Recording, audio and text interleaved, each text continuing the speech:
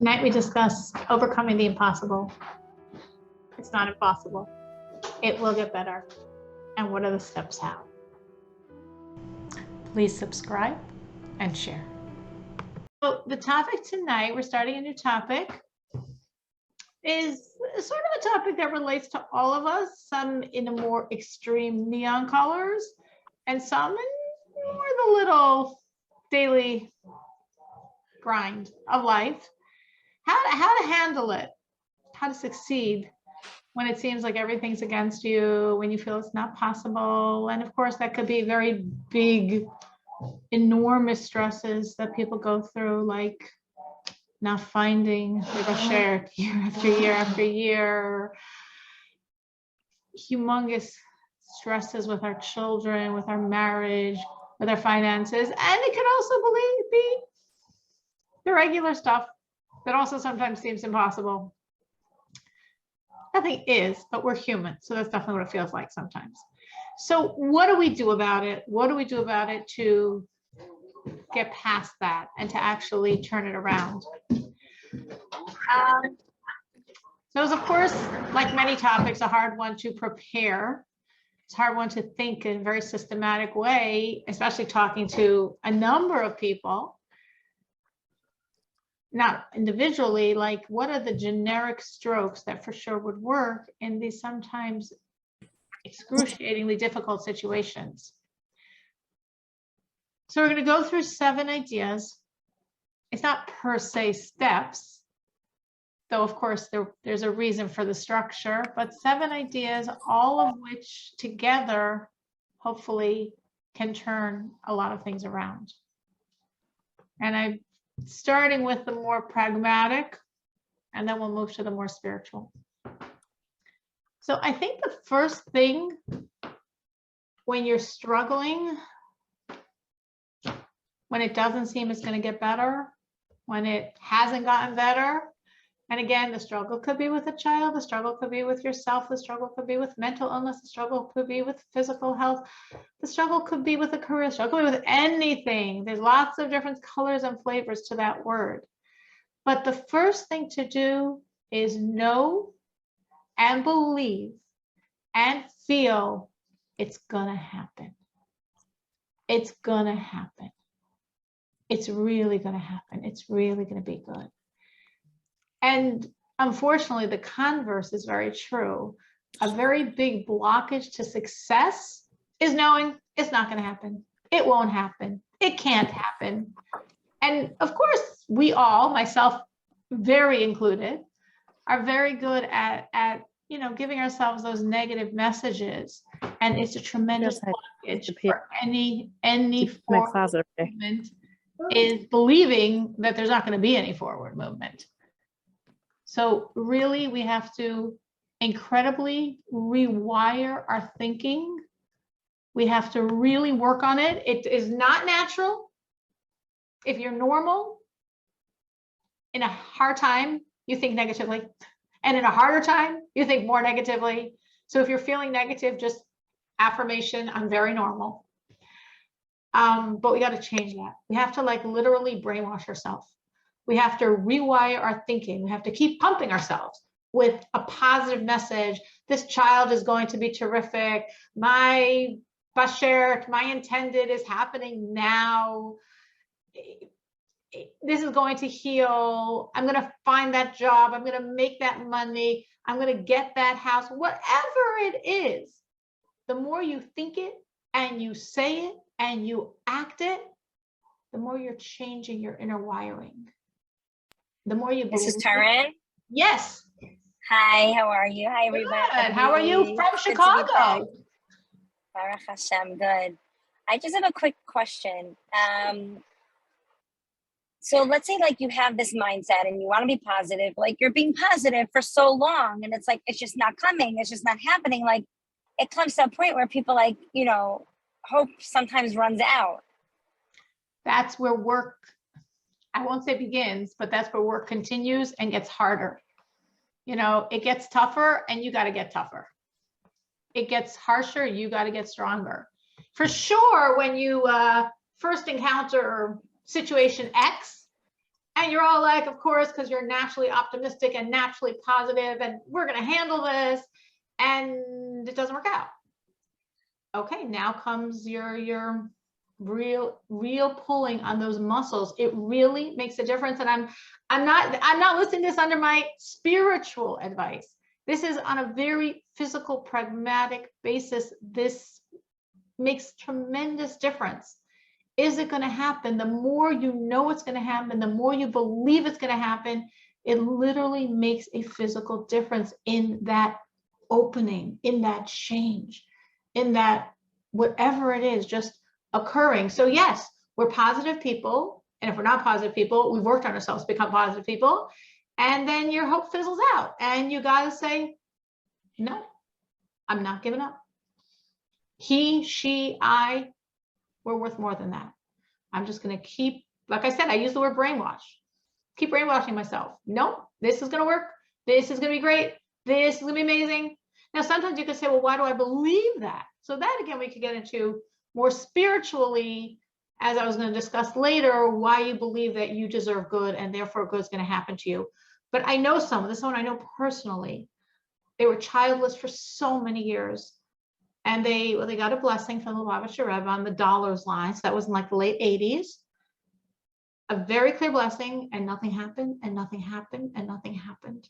They lived in Minnesota. Now they moved to Israel. At that point, they lived in Minnesota. And literally, I'm not exaggerating, in their house, they walked around as if there was a child, almost if they were referencing this, that, as if there's this child that wasn't.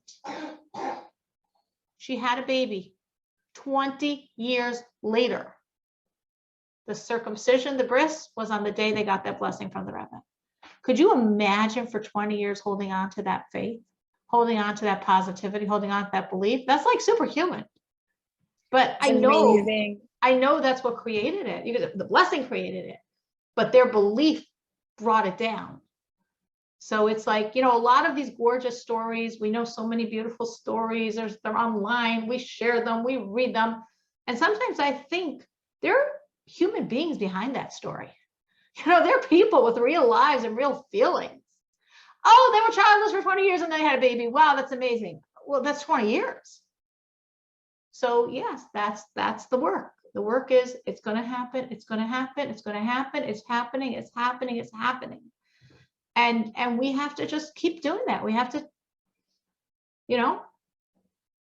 take an area of our life. If you have more than one impossible challenge, pick one to start. If you have one, go for that. If, thank God, none of your challenges are impossible, but they're up there. Pick one and form a positive message regarding that issue.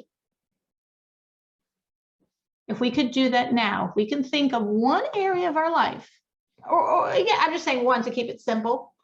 If you could think of some area of your life, again, I'm not saying here go for the lightest thing. No, we're talking about really hard stuff. So you could go for that really, really hard piece. And if, thank God, you don't have that really hard piece, go for one of the many other pieces, because we all have pieces. And to really, really, really think now what that positive message is to yourself. Create it in your mind. It could be words, it could be a vision, it could be both. Just imagining this child running up to me and giving me the biggest hug and so much love. Imagine me visiting this child and just being surrounded by my grandchildren. And again, depending on the situation, what the message would be. Imagining having, just such financial ease, people coming to my door, my freely giving money, because it's just, of course I want to give, and it's so easy. Imagining the love, the free love, the vacations I'm taking with my husband. Vacations are the hardest time. And just it working so well, whatever it is, make words, make a vision, and really create a positive message.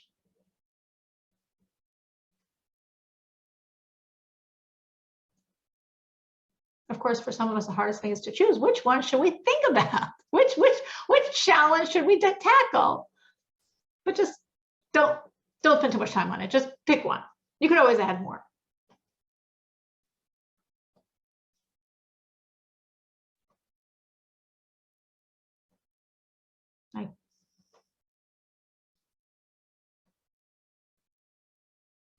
Okay, if you got a message for an area, and it doesn't have to be the hardest area and the craziest area, if worthwhile if it is, but just whatever you picked fast, the message isn't hard to make.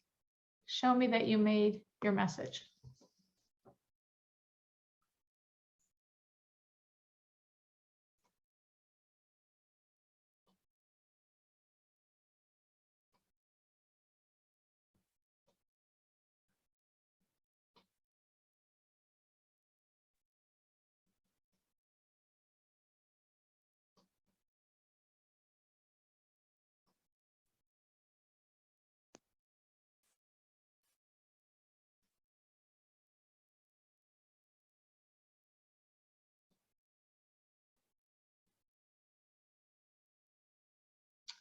I'd like people to make a message. I really want you to work on it, because if you don't do the work now, I don't think you're going to do the work necessarily afterwards. And it's not hard. Don't spend too much time. It's very easy to make a positive message. Just create a positive message and proudly raise your virtual hand. I just joined. I missed what we're doing. We Sorry. are. Oh, that's so funny. Okay, so I was misunderstanding who Yael was. There was a Yael on first. I was like, so proud of you, Yael. You Oh, first one in the class, you see? Sorry. there for must be another one. identity. We are talking about handling our challenges and overcoming them and transforming them. And the first thing I'd like to do is rewire our brains to think positively and know this is going to be amazing. And I'm asking people to form that amazing message, that vision, that thought that really is, this is so good. The best. Don't be limited in your thinking. Make it absolutely the best. This child that's your hardest, wow, your ultimate support, the nachas, and this health issue, wow, seeing yourself with perfect health and running the marathon and whatever it is, it's just make a really positive, strong vision.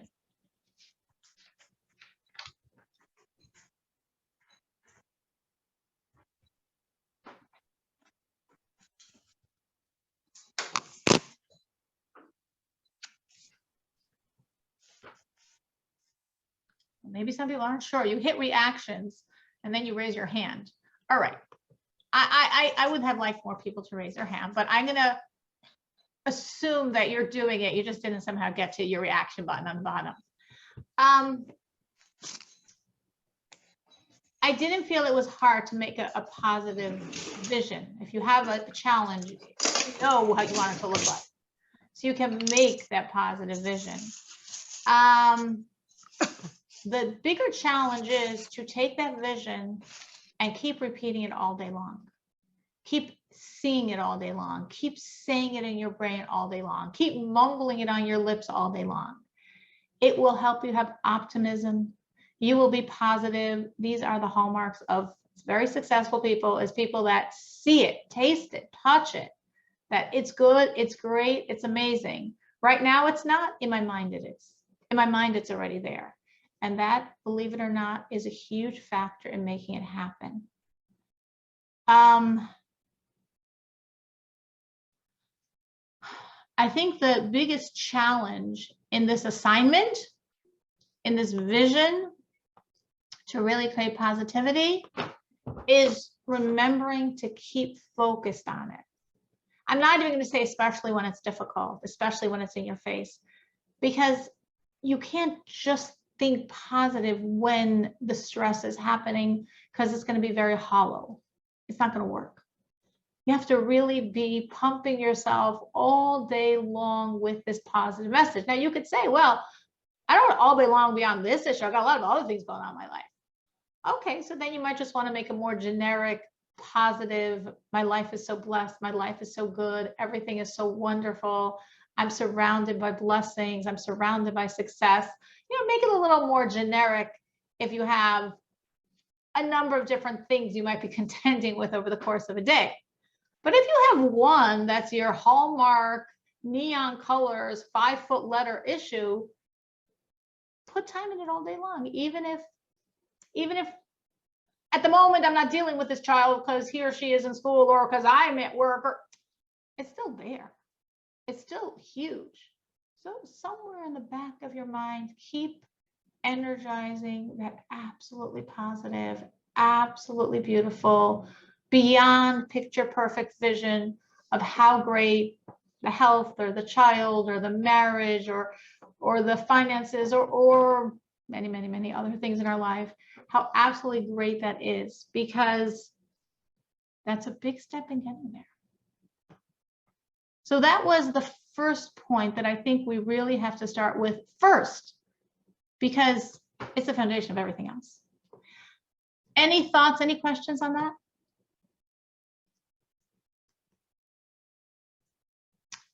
Okay, so the next point is when you're dealing with a really hard situation, that is sort of like the framework of this class, is the really hard situation, and we all have different, perhaps really hard situations. Research, meaning we often think we know it all, we've been dealing with this for years, but maybe there's a road that you don't know. We have to always, no matter how long we've been dealing with this, no matter what master's degree we have in this subject by now, we have to keep ourselves open, because the human not great tendency is to shut down and say there are no options. And that's when we feel this will never get solved.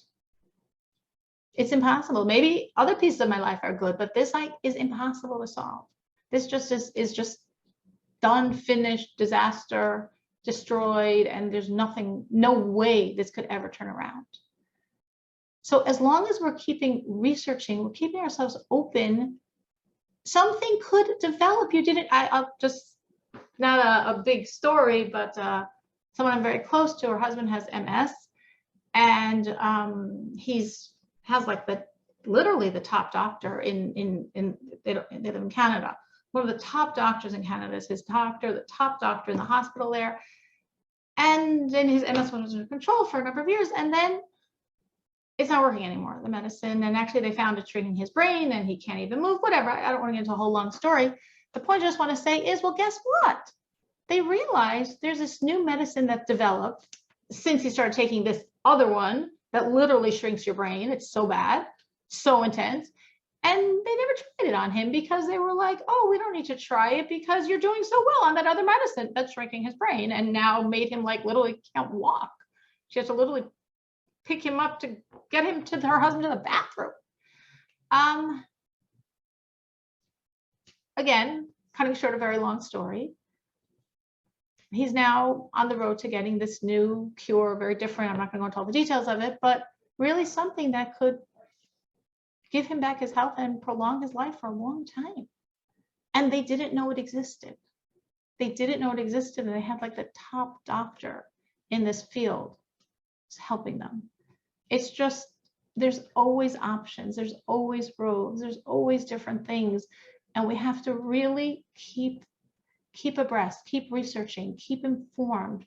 We don't know what's out there, much more than we think. If you were researching an issue, try to give people some ideas right now, what method would you use? If there was whatever the issue is, you could be thinking about your critical issue or just in general, if you're trying to get information, what do you usually do? I'd like to share just to give people ideas. I Google a lot. I find Dr. Google often is helpful. Obviously, you have to screen everything. Obviously, you're not just going to take it on faith, but I get a lot of information sometimes by just Googling lots of different ways till I can get some answers. That's something that works for me a lot. Anyone else? What do you do when you're trying to research to find new information when you think you don't have any other thing to do, anything left to try? Facebook. Crowdsourcing on Facebook. Facebook? Okay. No joke. Yeah, there's lots of groups with a gazillion women in them, and you have the experience of all their experiences to draw on. Right, that's the idea. That's exactly the idea. There's WhatsApp groups also. You can often find WhatsApp groups of your issue. And of course, sometimes your issue is so fine-tuned, it's not anyone else's issue. But if you share the same issue, there's a lot of support. I'll put a little disclaimer there. If it's a negative WhatsApp group, leave. Someone just went through a very hard thing, and she joined a WhatsApp group of people that went through the same thing. And it's such a sad WhatsApp group. Everyone's like so sad and depressed and down. Like, no, that's not helpful. Yes, they have some information, but the energy tone is just not where you want to be. So a WhatsApp group or a Facebook group with people that are going to be positive or neutral, but not that they're going to give you their negative coloration on the situation. Anyone else have things they've done that have really given them tips and ideas that they weren't aware of? Anyone else? Okay, we got Google, we got Facebook, we got WhatsApp. We have another word, social media.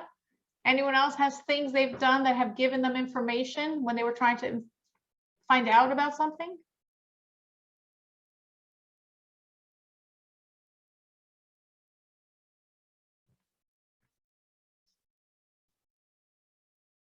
No.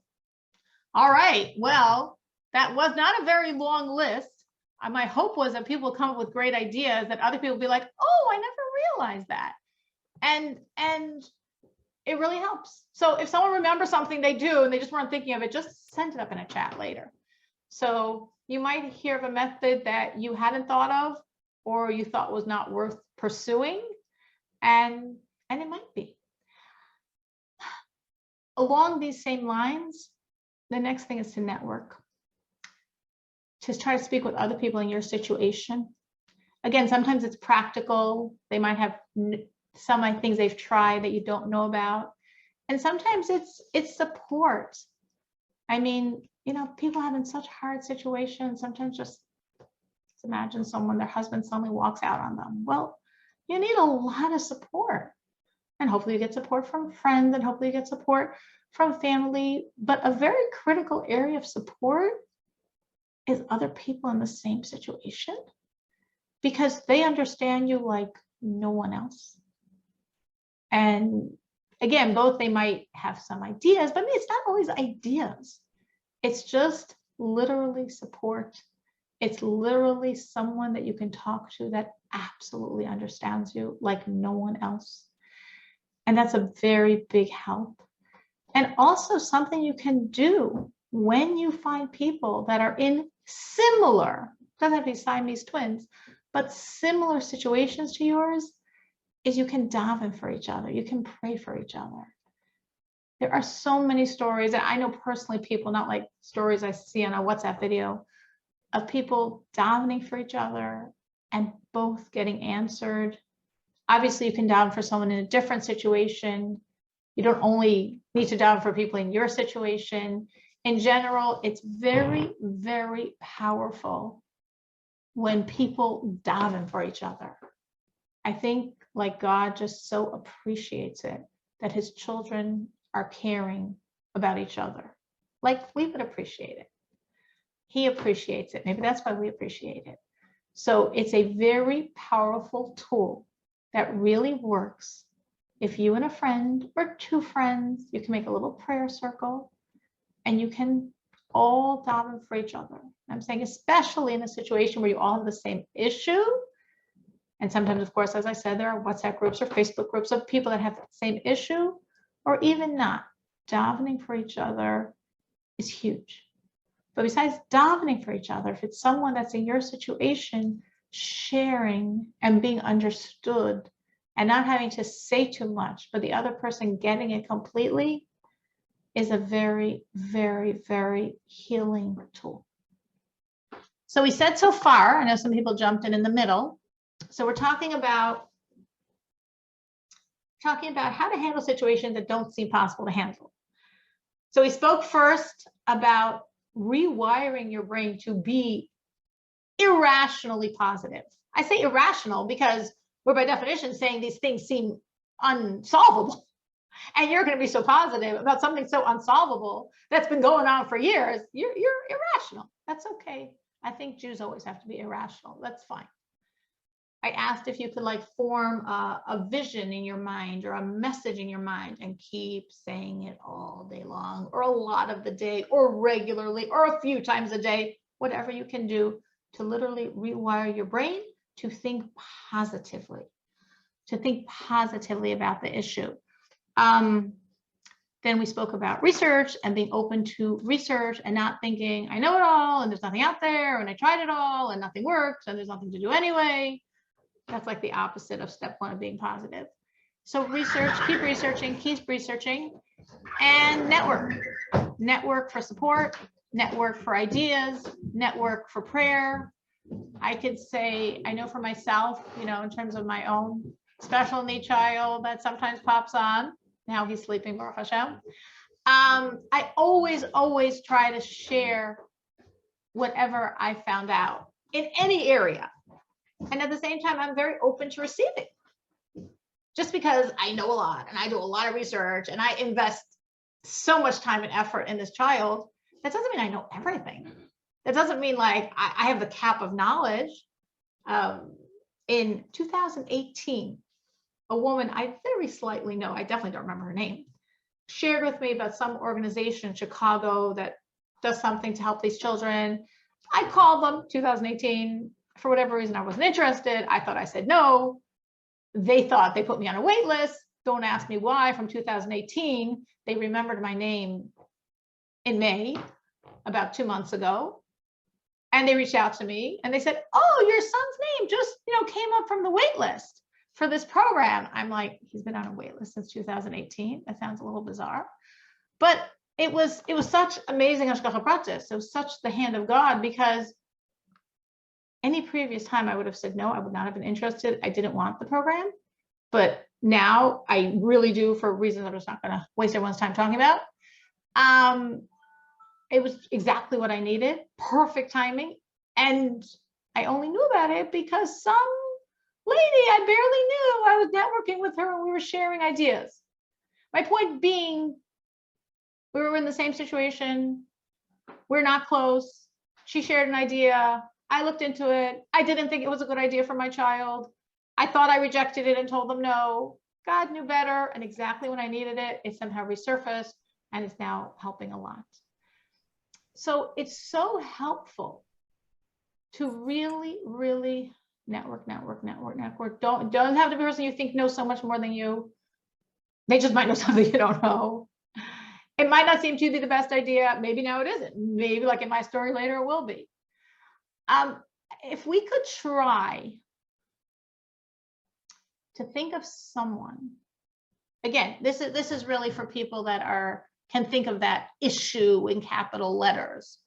If you don't have that issue in capital letters, then you wouldn't be thinking of a specific situation.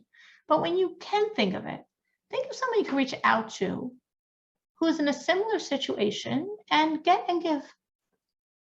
Just take a few seconds now. Again, if it's relevant, if you have that type of impossible challenge, to think if you know someone else that doesn't have to be exactly the same situation, but close enough that your resources would help each other. And think of someone you could call, someone you could reach out to, someone you could share with.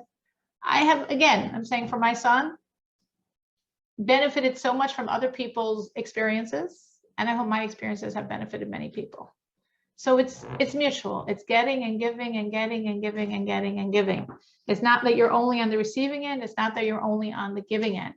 And when you're on the giving end, you're also going to be on the receiving end. And when you're on the receiving end, you probably also will be on the giving end. But take a second or two to try to think, is there someone I know? You might say now to yourself, no. But maybe in 2 hours, a name will pop into your brain. Be open and then be brave. If it takes courage to make that phone call, especially if you don't know the person at all, like me and that lady I'm talking about, be brave, be courageous, make the call. Don't think she's going to think I'm so weird. She's going to completely understand you, and she probably will be very, very happy to share whatever she knows. I'm always happy to share, and I'm always happy to hear new things. So that was my third point. My fourth.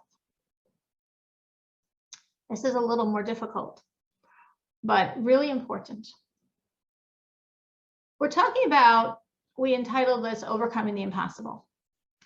So a lot of times we have to understand that the term impossible might not be correct at all in our situation, but we really believe in that word, and we really vitalize the impossibility by our belief in it. Meaning, we often have very self-limiting preconceptions.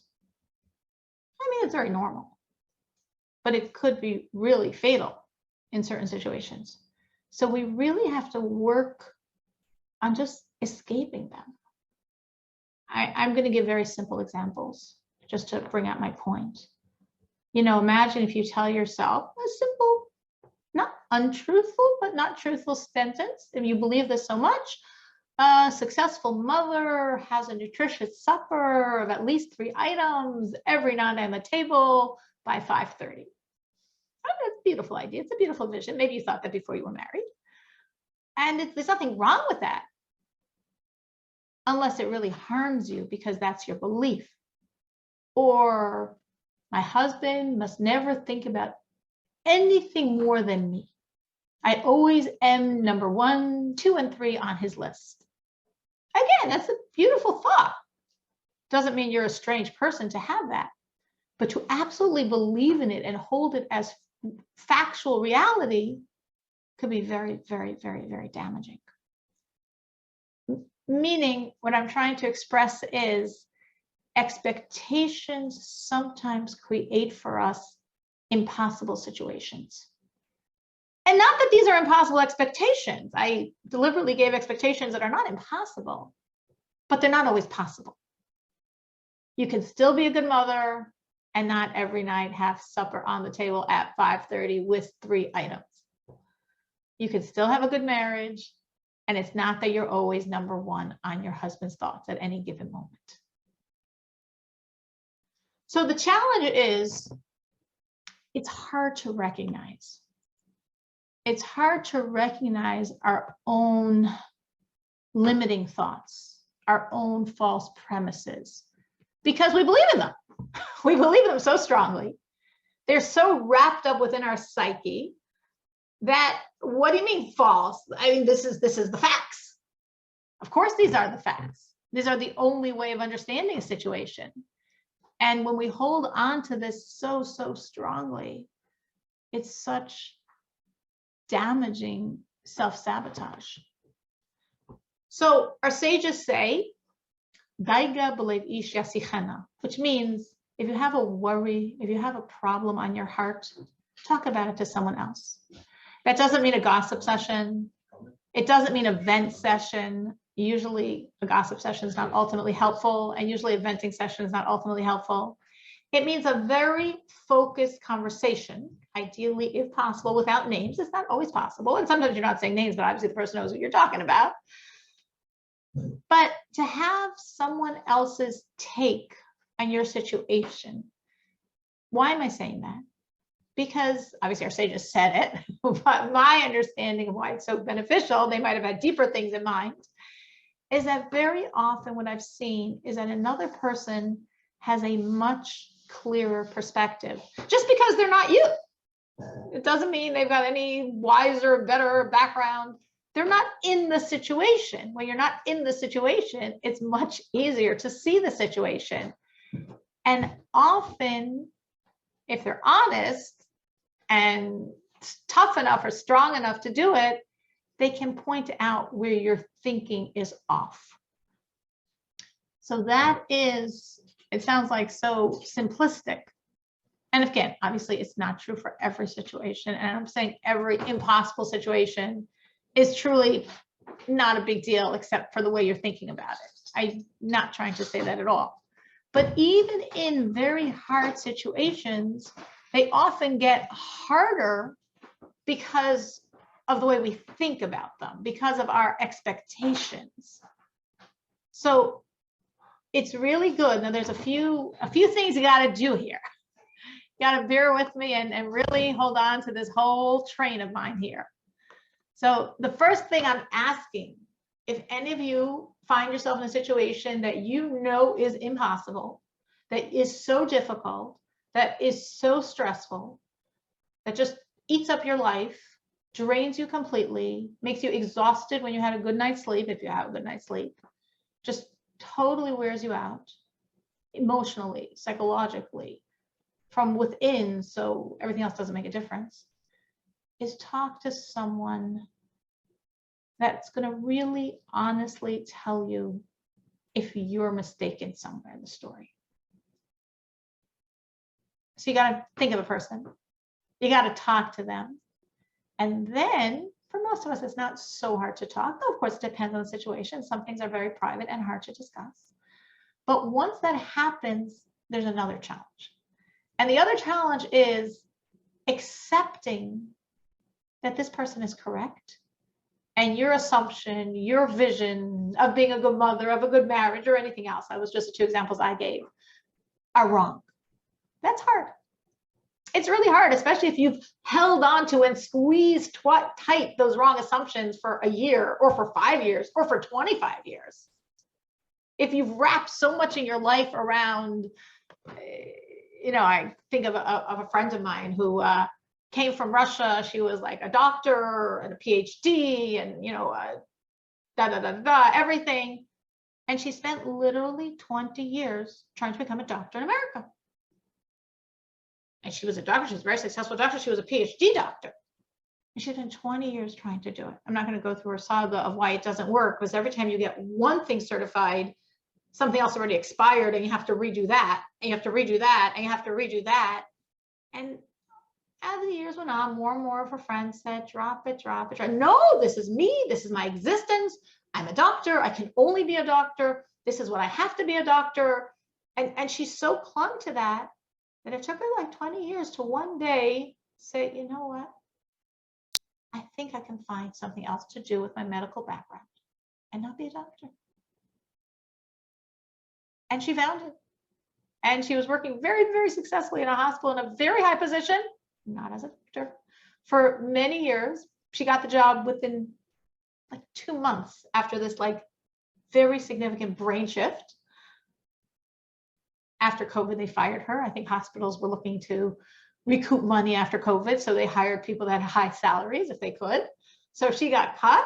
Oh, there goes my life. But this time she had already experienced 20 years. She wasn't going to go down that road again. And within it took about a year to reinvent herself. And now she is doing psychiatry. The second time it was much faster because she learned from the first time. So it really is true for many of us, not for all of us, not for all of us. I'm not judging anyone's situation, and doesn't mean anyone is making their life more difficult by wrong assumptions, but it's very normal when that happens. So when someone tells you, when you discuss this, when you share this with a friend, and they're like, well, and they tell you something that you don't want to hear,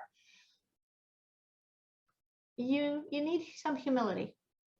You need some humility to say, maybe everything I've clung to is wrong. Maybe my whole vision is wrong. Maybe the whole way I'm framing the situation is wrong. Maybe my whole set of expectations of what is a good mother or what is a good wife, or maybe that's wrong. Now, again, you might also think, what does she know? Maybe she's wrong, or maybe she's wrong about my situation. Maybe she's very smart, but she doesn't get my situation. If that happens to you, what I would say is ask a few other friends. You don't need to go the whole long conversation, but about that very specific area where you turn to someone, where you're sharing what's going on to see if there's some foundational assumption that's off. And she's saying it is, and you're sure she's wrong because it's almost scary to think she's right. Find like 3 people that you could share that slice of the conversation, that concept with, and see if they agree with you, of course, in a sense you want to be agreed with, but maybe not, or disagree. I think if you ask like 3 people, you usually come away with a clearer picture. Okay, I said it's gonna be a little bit long, but I've just seen for so many people, this is such an important road to walk. And that's why I'm taking the time. If this is completely irrelevant to you, thank you for patiently staying on and absorb the concepts. Maybe this is to help someone else. Maybe this isn't relevant for you, but it might be relevant to a friend. So we want to recognize our limiting, wrong, false premises and assumptions. Sometimes it helps by sharing with someone else who can point them out. If you don't think they're right, check it out with a few other people. Usually a clearer picture emerges. And then you're not done, sorry.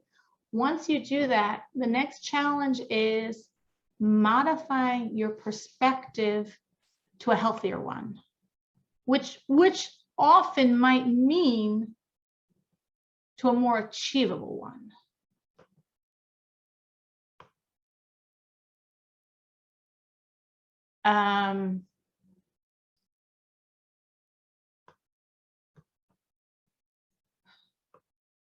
Again, because so often, like, imagine if you had a very strong assumption, like, I want this career, but I will only do this career if my husband absolutely thinks it's a great idea.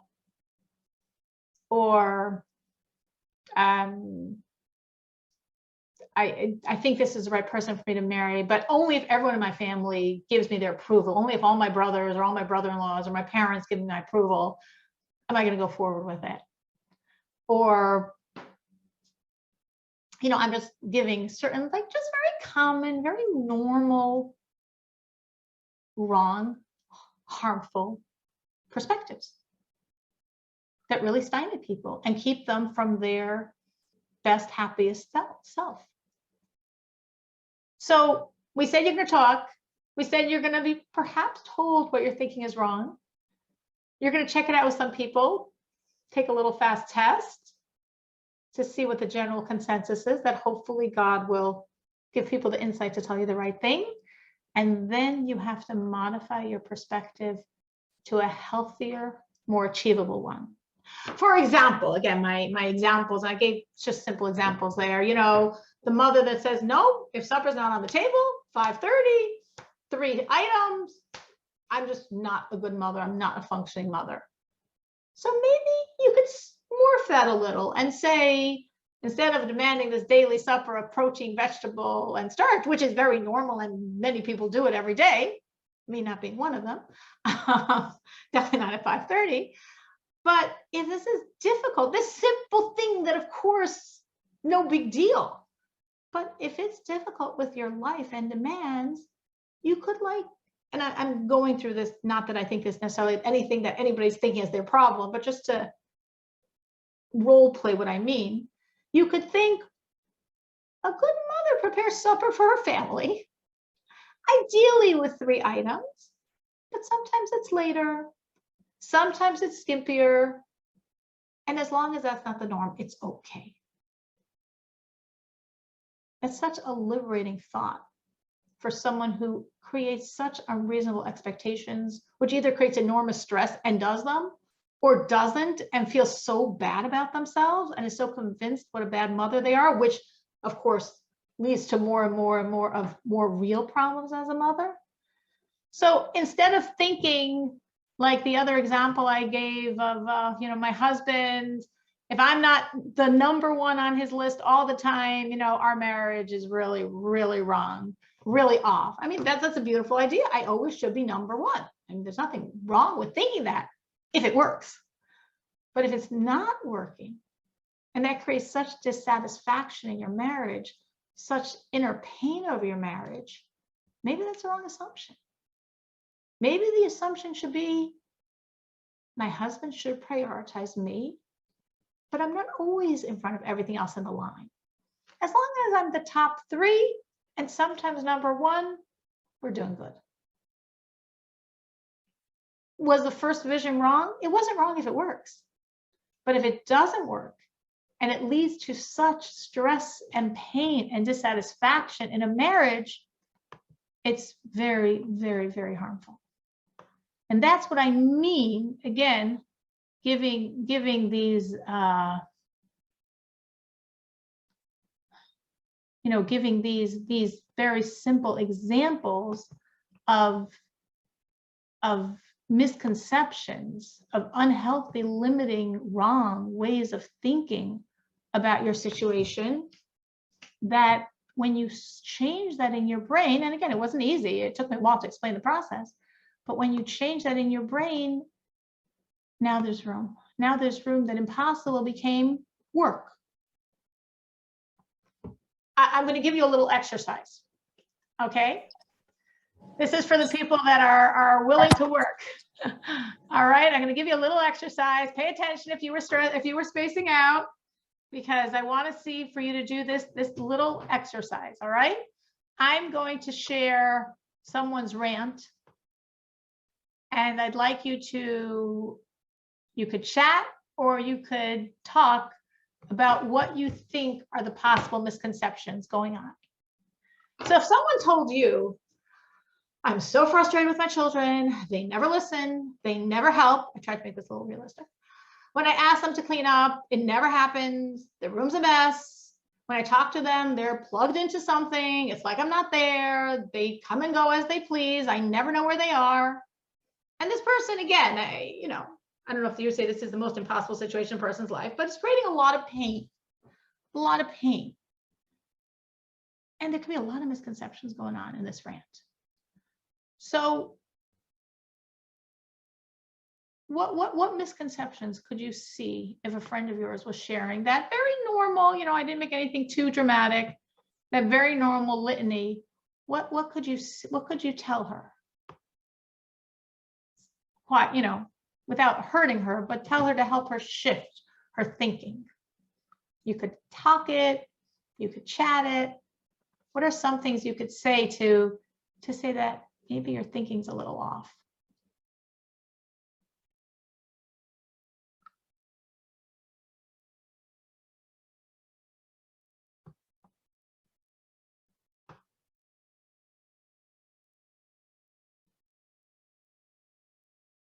You all agree? You all think the person's completely right?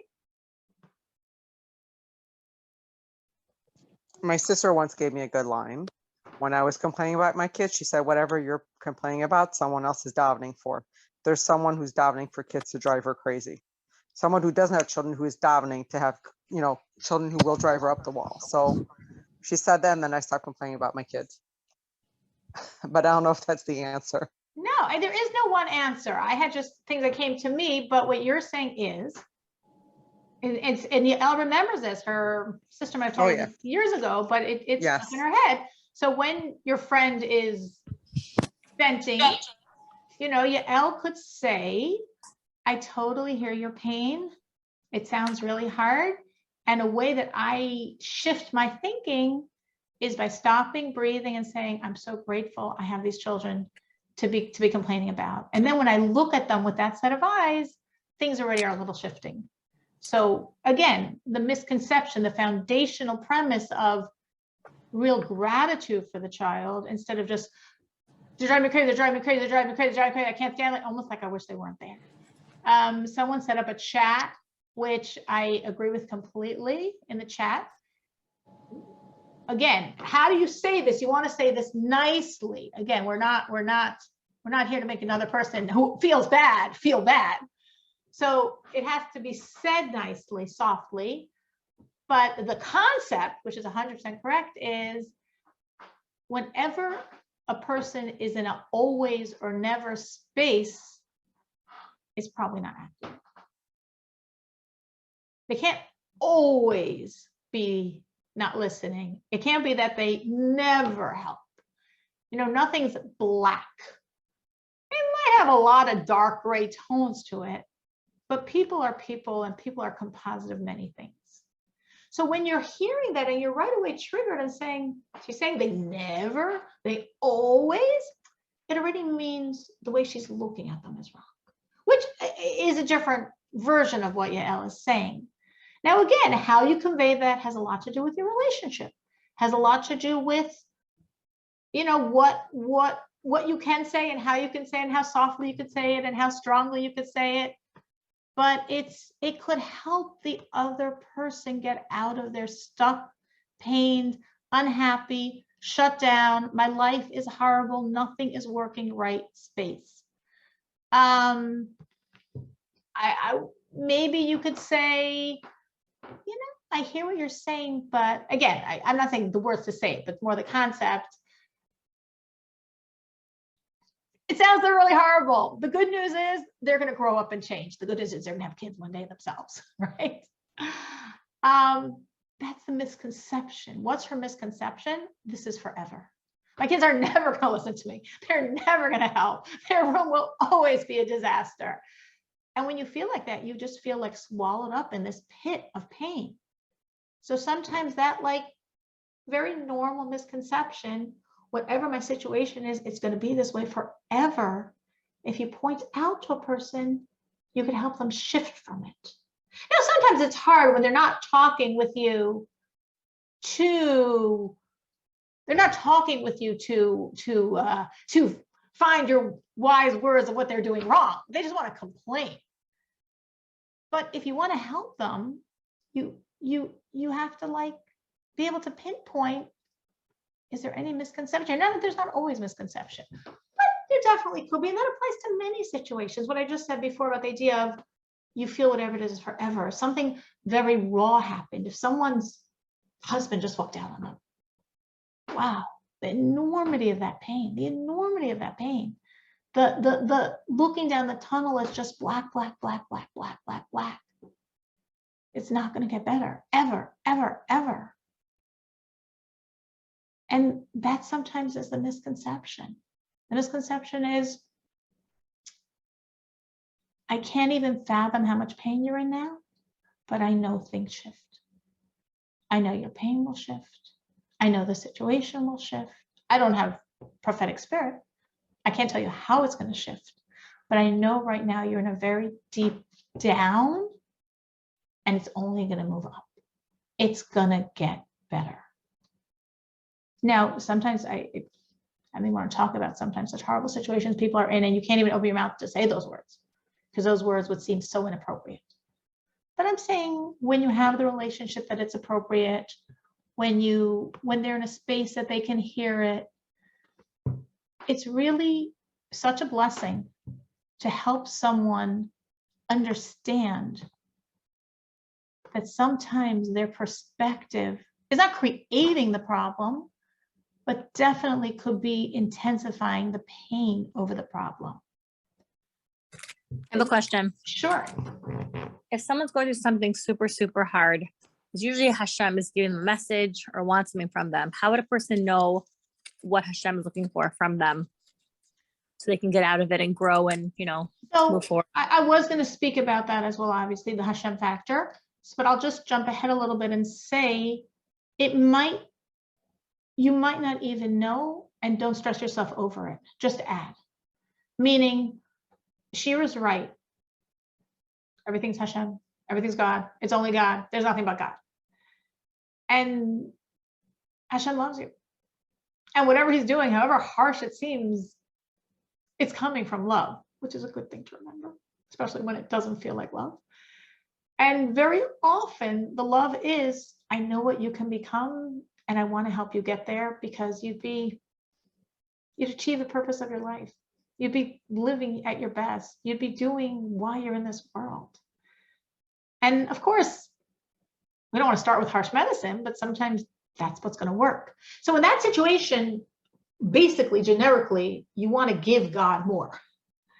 The more you give, it allows him to give you more. That's the rule. I'll share something very interesting that happened this morning. Literally this morning, someone shared with me. I've been speaking to a woman I talk to occasionally, and she had, lo and behold, very not unusually financial stresses going on. And I suggested my perennial medicine. Is she giving charity? She has to give at least a 10th, if not 15%, if not 20%, more than 20%, give at least a 10th to charity. And God promises, if you give, you will get. So she took my words very seriously. And she told me that she and her husband, so she was talking to me today. So this literally happened today. There's no exaggeration to the story. She said that, yeah, they did it and they gave $2,000 to create 20,000. Okay, that's pretty good math. She said, but it didn't work. I said, what do you mean it didn't work? She said, well, we got in 17,500, but we needed 20. So we were short and we gave 2,000 to create 20,000. So what happened? Like it didn't work. Instead of saying, hey, I got 17,500, she was like, it didn't work. So I said, literally this happened this morning. So I said to her, I'm like, is it possible that any of the charity you gave wasn't really to a legitimate source? And she said, it's very interesting you say that, because, and I'm not going to go into the details of what she told me, but 250 of it possibly wasn't. I said, oh, that's very interesting. She said, yeah. I said, you gave 2,000, you got 17 and a half, and 250 of that 2,000 maybe wasn't to a legitimate source. So you were short 2,500. You got 1,750 instead of 20. Exactly what happened literally this morning. God always, always, always does his end of the deal. So what she was saying, if I'm going through something hard, should I take it as a sign that I'm supposed to be doing something more? You can either take it as a sign that that's why it happened, or that will help me change the situation. It doesn't have to be that's why, but it definitely, definitely always is that will help me change. And what should you add, Shira said. If I knew the specifics of your situation, I could suggest for each person, different things that maybe most work. But generically, just add. Don't stop yourself from adding because you're wondering what's the real thing God wants from me. Be sincere. Say, God, I know you're honest. I know you're trustworthy. You know I'm adding. I know you're going to pay back. And I know there's going to be payback. And then I'll add more, and I'll see. Sometimes we don't even always see the payback until later. I had something recently with one of my own children that I wasn't aware of the shift that was happening until whatever, not going into all the details. But when I was aware of it, it didn't happen that day. It had been happening over several days, over several weeks, over several months. But only at this point was I privy to what was going on in my child's life, and thank God, in a very good way. So we got to trust. We've got to add. If you can figure out the best thing to add, great. You could go back to your wise friend to help figure out, but don't stress over what's the right thing. Trust that God's working with you. When you're sincere and you're saying, I'm going to add, it's not like, ha, ha, ha, ha, you're adding, but exactly what you're supposed to add, you're not adding, so it's not going to work. God doesn't work like that. You're going to add, and it's going to work.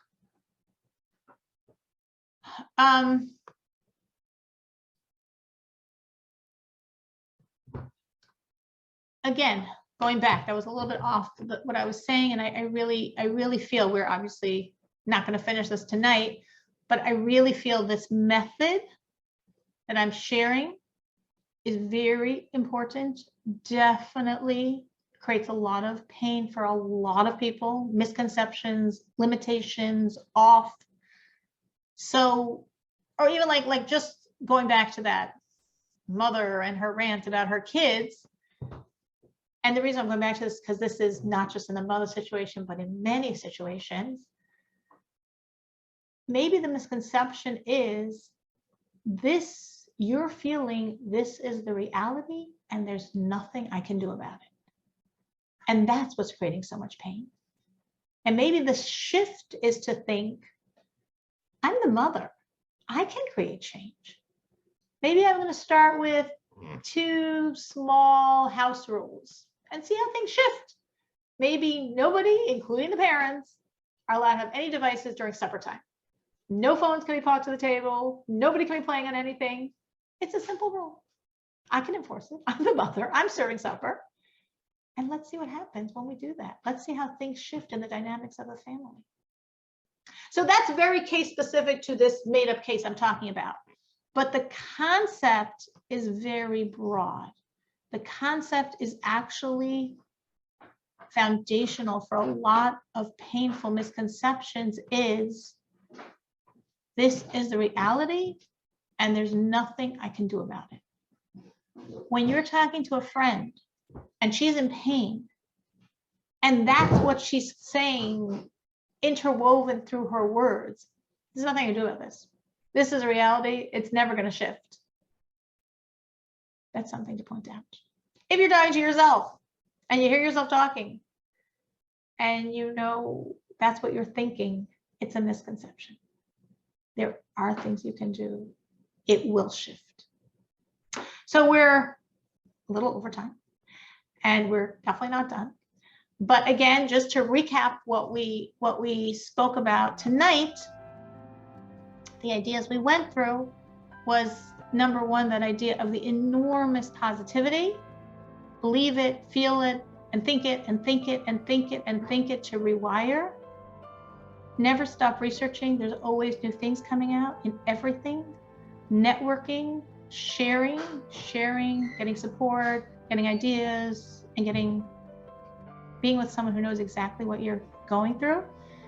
And what we've just been saying about now, recognizing our limiting preconceptions and working on escaping them, because they often are the source of that word impossible, and nothing's impossible. All right, to be continued. Have a wonderful week. And if something tonight wasn't relevant to you, it might be for someone else. So please pay it forward and share with someone else that might benefit from this. Have a wonderful, wonderful week. Thank you so much for joining. Thank Thank you. you.